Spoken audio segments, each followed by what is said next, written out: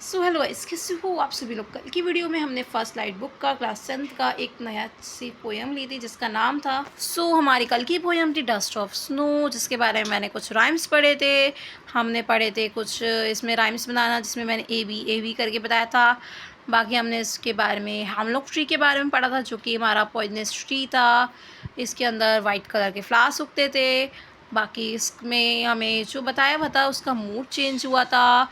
Crow के बारे में हमें कुछ बताया गया था, सब हमने अच्छे से करा था। बाकी इस पोएम के जो राइटर थे वो थे रॉबर्ट फ्रॉस्ट। नेक्स्ट पोएम पे आते हैं, जो कि मैंने कल बताया था। आज की हमारी पोएम है फायर एंड आइस। सबसे पहले हम चैप्टर के बारे में पढ़ते हैं, जैसे हमने कल पढ़ा था। कल का हमारा चैप्टर था डस्ट ऑफ स्नो, मतलब डस्ट ऑफ स्नो ही था। हाँ, डस्ट ऑफ स्नो। तो इसे भी अच्छे से हमने समझा था। आज हम पढ़ेंगे फायर एंड आइस का। सबसे पहले मीनिंग देखेंगे चैप्टर का क्या है। हर पोएम को अच्छे से देखेंगे। हर पोएम में, स्टोरी में, इंग्लिश की हो, हिंदी की हो, हर चीज़ में अच्छे से देखेंगे। फायर मतलब क्या होता है, सबको पता होगा, आग। और आइस मतलब क्या होता है, बर्फ़, सबको पता होगा। देखो, सबने आग भी देखी होगी, बर्फ़ भी देखी होगी। जिन्होंने नहीं देखी, देखिए आग कहाँ पे देखेंगे, अपनी गैस के पास जाएंगे, मतलब जिनके घर पे गैस है वो गैस के पास, जिनके मतलब जो गांव टाइप में है वो चूल्हे को देखते, मतलब ज़्यादातर लोगों में ऐसा कोई होगा जिन्होंने फायर और यहाँ पे पता होगा आग। जैसे चूल्हे वगैरह पे आप देखते होंगे, गाँव जो गाँव टाइप में वो देखी होंगी उन्होंने, सब ने देखी होगी। बाकी बर्फ़ फ्रिज में देख सकते हैं। आसमान से निकलते हुए तो काफ़ी कम ही लोग होते हैं, मतलब जो मतलब ठंड की टाइप की जगह पे रहते हैं ना, और जहाँ पे बर्फ़ पड़ती है, ज़्यादा ठंड पड़ती है, उन्हीं लोगों ने ज़्यादा बर्फ़, मैंने देखी है बर्फ़ ओले गिरते हुए, सब ने देखी होंगे। जैसे हमारा चैप्टर है इसका आ लेटर टू गॉड, वो चैप्टर में भी बर्फ़ के बारे में, थंडर स्टॉर्म के बारे में, हिल स्टॉर्म के बारे में बात हुई हुई है। स्टोरी पे आते हैं। ये हो गया हमारा थोड़ा बहुत रिकॉल। सबसे पहले स्टोरी का हमने मतलब जाना। फायर एंड आइस का मतलब आग और बर्फ़, आग और बर्फ़। पोएम के पहले सबसे पहले राइटर को देखेंगे। कौन है भाई राइटर हमारा, रॉबर्ट फ्रॉस्ट। ठीक है, लास्ट पोएम में भी रॉबर्ट फ्रॉस्ट हमारा राइटर थे। एंड जो 9th क्लास में हमारी फर्स्ट पोएम थी रॉड नॉट टेकन, उसकी भी पोइट का नाम क्या था, रॉबर्ट फ्रॉस्ट। ये मैंने कल की वीडियो में भी बताया था और आज की वीडियो में दोबारा रिपीट करती हूँ कि रॉबर्ट फ्रॉस्ट ने हमारी 9th क्लास की पोएम लिखी थी फर्स्ट, जिसका नाम था द रॉड नॉट टेकन। आते हैं स्टोरी की तरफ, आते हैं स्टोरी भी, सॉरी पोएम की तरफ आते हैं। पोएम भी बड़ी मस्त है। ये हमारी पोएम है। Some say the world will end in fire. ठीक है, सम से इन आइस। ठीक है भाई, कुछ लोग कहते हैं कि हमारी जो पृथ्वी है, मतलब पृथ्वी तो नहीं, हमारी जो दुनिया है, दुनिया का अंत कैसे होगा, संसार का अंत। देखिए यहाँ पे भी दे रखा है, संसार का अंत होगा आग से। कुछ लोग कहते हैं हमारे संसार का अंत होगा बर्फ़ से। भाई ये भी कोई थिंकिंग है, मतलब कुछ लोग सोचते हैं भाई, कुछ लोग, हाँ भाई, किसी से पूछोगे भाई कैसे दुनिया ख़त्म हुई, कोई कहेगा आग से ख़त्म होगी, मतलब बर्फ़ के कोई कहेगा कि बर्फ़ के ओले गिरेंगे, उस टाइप से दुनिया ख़त्म हुई, इसी टाइप से भाई किसी किसी की थिंकिंग है। इसमें जो पॉइंट है, इसमें देखिए, from what I will test of desire. इस पोएम में जो फायर वर्ड है, इसको हम इसमें रिप्रेजेंट कर रखा है पोएम में। पोएम को किससे इसे कर रखा है, रिप्रेजेंट डिज़ायर से। डिज़ायर मतलब इसका मीनिंग क्या है हमारा, इच्छा। एंड इस स्टोरी में आइस का मतलब, आइस किससे रिप्रेजेंट करा गया है, हेट से। किससे, हेट से। ये चीज़ें हमें पता होनी चाहिए। सबसे पहले हमें भाई ये चीज़ें पता होनी चाहिए, किस चीज़ में किस चीज़ को कैसे रिप्रेजेंट किया है, क्या किया है, क्यों करा है, किस लिए करा है। ठीक है, अभी हमने कुछ बातें जानी। इसमें स्टोरी में बताया, कुछ लोग कहते हैं कि संसार का अंत बर्फ़ से होगा, कुछ लोग कहते हैं हमारा संसार का अंत आग से होगा। ठीक है, इसमें बता रखा है। मैंने फिर आपको देन बताया कि फायर को इसमें रिप्रेजेंट कर रखा है डिज़ायर से, एंड आइस को कर रखा है हेट से। मतलब डिज़ायर मतलब इच्छा होती है, एंड आइस मतलब बर्फ़ होता है। ठीक है, बर्फ़ मतलब आपको मतलब इसमें आइस को रिप्रेजेंट कर रखा है हेट से। हेट मतलब सबको पता है नफ़रत। ठीक है, नफ़रत टाइप ले सकते हैं।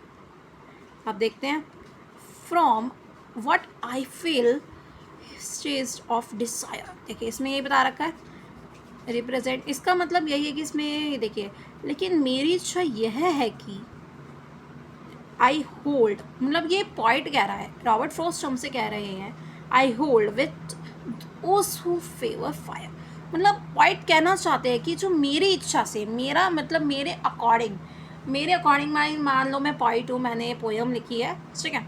सो मेरे अकॉर्डिंग जो हमारा संसार है वो फायर की मदद से ख़त्म होगा, मतलब आग से ख़त्म होगा मेरे अकॉर्डिंग। मान लिया मैं हूँ यहाँ की, मैं यहाँ पे पॉइंट बन गई हूँ, मैंने अपने फ्रेंड्स वगैरह को बता दिया भाई दुनिया कैसे ख़त्म होएगी, दुनिया फायर से ख़त्म होएगी। दूसरी तरफ मेरा एक दोस्त कह रहा है आइस से ख़त्म होएगी, तीसरी तरफ मेरा एक दोस्त कह रहा है फायर से ख़त्म, मतलब कुछ सबकी अलग अलग थॉट्स होते हैं भाई, कोई एक जैसा नहीं सोचता। सो वैसे ही मतलब जो पॉइंट है, पॉइंट यानी कि इस टाइम पे पॉइंट कौन है, मैंने इमेजिनेशन के लिए मेरे को बोल रखा है पॉइंट मैं हूँ, ठीक है। सो जो रॉबर्ट फ्रॉस्ट, मेरा नाम रॉबर्ट फ्रॉस्ट ही रख दो चलो। सो जो रॉबर्ट फ्रॉस्ट है उनके अकॉर्डिंग धरती किससे ख़त्म होएगी, हमारा जो ये संसार है वो किससे ख़त्म होएगा, फायर से, आग से, ठीक है। 4 लाइन्स हो गई। But if I had to press twice I think I know enough to off. But देखिए फर्स्ट टाइम किससे ख़त्म होएगी, फर्स्ट टाइम, इसमें 2 टाइम के बारे में बता रखा है, 2 बार दुनिया ख़त्म कर दी इसमें हमारी। सो दुनिया को पहली बार किस चीज़ से ख़त्म बताया इन्होंने, फर्स्ट टाइम किससे बताया, फायर से। सेकेंड टाइम हीट मतलब क्या है, अभी बताया मैंने, आइस, ठीक है। सो फर्स्ट टाइम इन्होंने कह दिया कि जो हमारी इनके अकॉर्डिंग फर्स्ट टाइम जो हमारी धरती होगी वो फायर से ख़त्म होगी, और सेकेंड टाइम हमारी जो धरती होगी आइस से ख़त्म होगी। मतलब पहली बार हमारी कह दिया इन्होंने, पहली बार ये हमारी धरती को इन्होंने फायर से ख़त्म कर दिया, सेकेंड टाइम इन्होंने आइस से ख़त्म कर दिया। अब इनके अकॉर्डिंग तो भाई यही था इस स्टोरी में इतना, to say that for description ice is also great and god sacrifice. इनके अकॉर्डिंग यही था स्टोरी में, और कुछ खास नहीं है। देखिए मैं हिंदी में एक बार बता दूँ, यहाँ साइड में हिंदी दे रखी है। कुछ लोग कहते हैं कि संसार का अंत आग से होगा, कुछ कहते हैं कि बर्फ़ से, लेकिन मेरी इच्छा यह है कि मैं उसके पक्ष में हूँ जो कहते हैं कि आग से होगा। मतलब इनके अकॉर्डिंग क्या है, ये उनके पक्ष में ज़्यादा है जो कहते हैं कि आग से अंत होगा, ठीक है। संसार में काफ़ी लोग, मैंने एक लाइन को काफ़ी बार रिपीट कर दिया इस लाइन को, कि संसार में काफ़ी लोग हैं, सब कुछ सोचते बर्फ़ से होगा अंत, कुछ आग से। मेरी इच्छा ये, मेरी मतलब मैं उनकी इच्छा, मैं उनके पक्ष में हूँ। मेरी इच्छा यह है कि मतलब मैं चाहती हूँ कि जो सोचते हैं जिनके अकॉर्डिंग आग से हमारी दुनिया ख़त्म होगी, मैं उनके पक्ष में हूँ, ठीक है।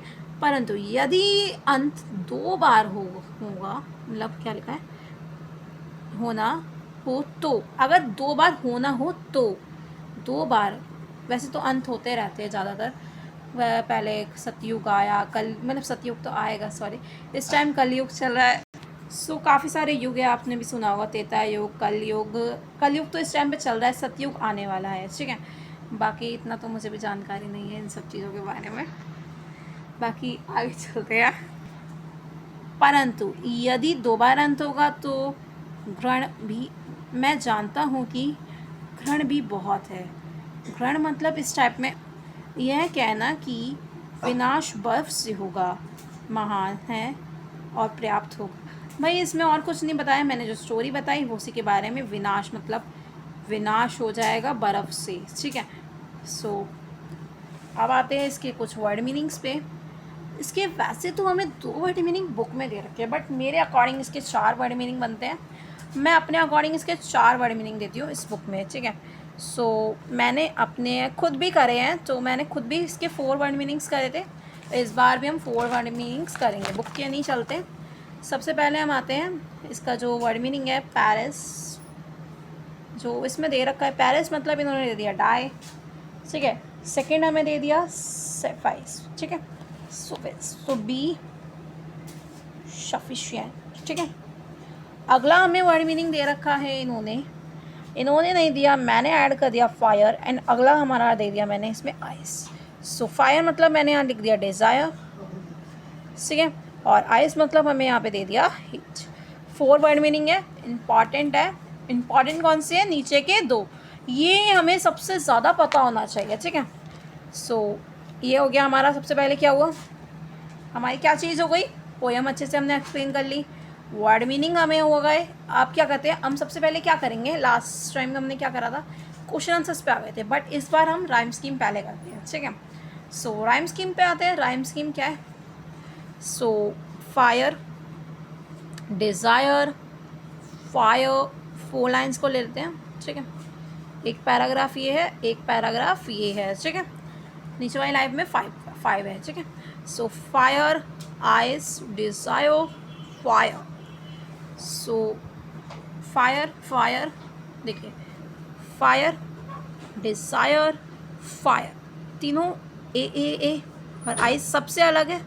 सबसे पहले ए, बी, ए, डिज़ायर, फायर, फायर, ठीक है। सो ए बी ए हमारा इसका क्या बना, राइम स्कीम। सेकेंड वाले को देखते हैं, बट इफ, इसका क्या आ गया, ट्वाइस, आइज, ठीक है, सेम सेम, सेटिस्फाई, ग्रेट और his.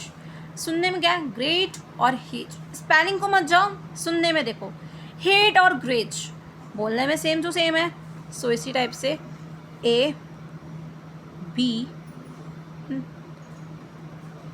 A b, twice a b a, ठीक है।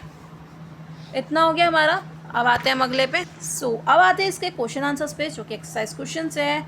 There are the many ideas about how the world will end you to think the world will end someday.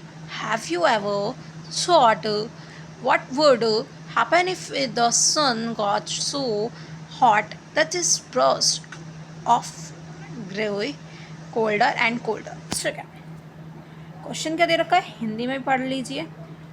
बहुत वैसे विचार है कि संसार का अंत कैसे होगा।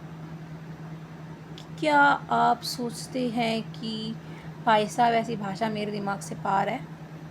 चलिए सीधा इंग्लिश पे आते हैं, क्वेश्चन का आंसर ही करते हैं। क्वेश्चन क्या दे रखा है भाई, क्वेश्चन का मतलब समझते हैं।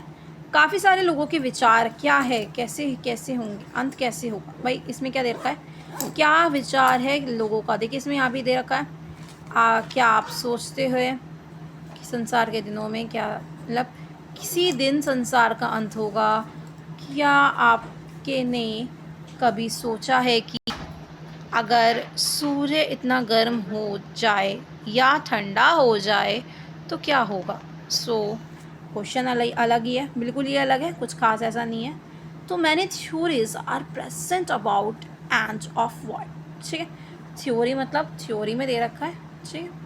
मैंने theories are present about end of world, मैंने think that there is age of sun and after completing the cycle of his age the world will catch and but the Pich has different theories that thinks the the fire world will end। मतलब भाई according to इसमें बता रखा है, theories के according इसमें दे रखा है कि age of some of thing. ये हमारा अलग सा क्वेश्चन था, एक्स्ट्रा क्वेश्चन, मतलब ये जो नीचे का ये सन के बारे में दे रखा है ये अलग से क्वेश्चन था। वर्ल्ड गेट्स टू पॉइंट के अकॉर्डिंग क्या था भाई, मेनली बात है फायर एंड आइस, वो ठीक है, fire with ice. So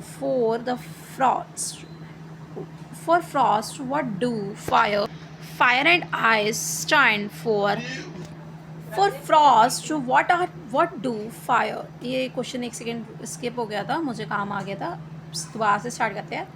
for frost what do fire and ice stand for, here are some ideas। इसका आंसर देखते हैं, इसमें कुछ मुझे टाइप्स के इस टाइप से हमें दे रखे हैं।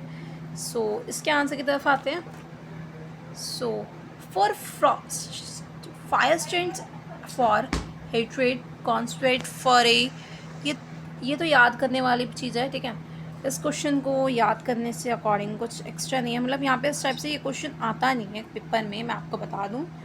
याद करने वाली वैसी चीज़ नहीं है, मतलब इसमें बस ये बताए उसके अकॉर्डिंग सम आइडियाज़, मतलब उसके अकॉर्डिंग आइडियाज़ क्या आते हैं। ये अगर पेपर पहले आते हैं, पेपर में आता नहीं है क्वेश्चन। अगर गलती से पहली बात तो बिल्कुल भी नहीं आएगा, मेरे से शर्त लगा लो किसी बात की, इस बार इस क्वेश्चन की बिल्कुल भी पेपर में क्वेश्चन नहीं आने का, ठीक है। सो अगर गलती से आ गया तो भाई इसमें इम्पॉर्टेंट है ये सारे ज़रूर देखिए, और अगर क्वेश्चन आया तो 3 मार्क का पक्के से आएगा, 3 नंबर हमारे पक्के से इसके क्वेश्चन में है। सो क्वेश्चन को साथ में देखते हैं। सो यहाँ पे देखा है फॉर फ्रॉस्ट मतलब Robert Frost, fire stands for hatred, consulate, fury, avarice and quits, ठीक है। For Frost Robert Frost ice stands for lust, rigidly, intolerance, insensitivity, coordinateness, indifferences. So next question पे आते हैं। ये क्वेश्चन हमें याद करने वाला था बट ये वाला इंपॉर्टेंट नहीं है, ये मत करिएगा, ठीक है। सो अगर गलती से आएगा तो तुक्के बेड़ लेना, पहले तुक्के मत बेड़ना, समझा दिया अच्छे से समझाया क्वेश्चन। सो अच्छे से याद रहना चाहिए, एक बार मेरी वीडियो वापस से देख लेना, अच्छे से समझ में आएगा, ठीक है। थर्ड क्वेश्चन पे आते हैं। What is the rhyme scheme of the poem. कल बताया था ये क्वेश्चन मैंने, ये इसी चक्कर में मैं राइम स्कीम दिखा रही थी। How does it help in bringing out the construction index in the poem, ठीक है। सो राइम स्कीम देखते हैं, ठीक है। फर्स्ट स्टेंजा का हमसे पूछा गया है राइम स्कीम। सो सबसे पहली बात है, पेपर में अगर स्टेंजा इस टाइप से आएगा, अगर इस टाइप से में बोला गया है तो स्टेंजा सबसे पहली बात है, स्टेंजा छपकर आएगा। पहले यहाँ पे हमें स्टेंजा दे देंगे, फिर जिस टाइप से हमसे क्वेश्चन पूछा हुआ है इस टाइप से हमसे क्वेश्चन पूछेंगे, ठीक है, सीधी सी बात है। सो हमारा स्टेंजा का आंसर हम नहीं देखेंगे, A. क्या आंसर सही है हमारा? क्या आंसर हमारा बिल्कुल सही है। So the rhyme scheme of the poem in the first stanza is ABAA and it is second stanza is ABABA। देखिए दोनों का तर्क है ABABA, सही है मेरा, दोनों का सही है हमारा। सो यही था हमारा poem fire and ice. So guys ये थी हमारी एक छोटी सी poem fire and ice. So chapter मुझे अच्छे से पता है, समझ में आया है, सबको आया होगा। जिसको नहीं आया कमेंट बॉक्स में अपने डाउट को मतलब मुझे कमेंट करे, डाउट अपने जो भी आपके डाउट है मैं उसे नेक्स्ट वीडियो में क्लियर कर दूँ। सो मिनी शॉर्ट्स में मिलते हैं नेक्स्ट वीडियो में, तब तक के लिए bye bye, see you soon, अपना ध्यान रखेगा। सो मिलते हैं नेक्स्ट वीडियो में, तब तक के लिए बाय बाय।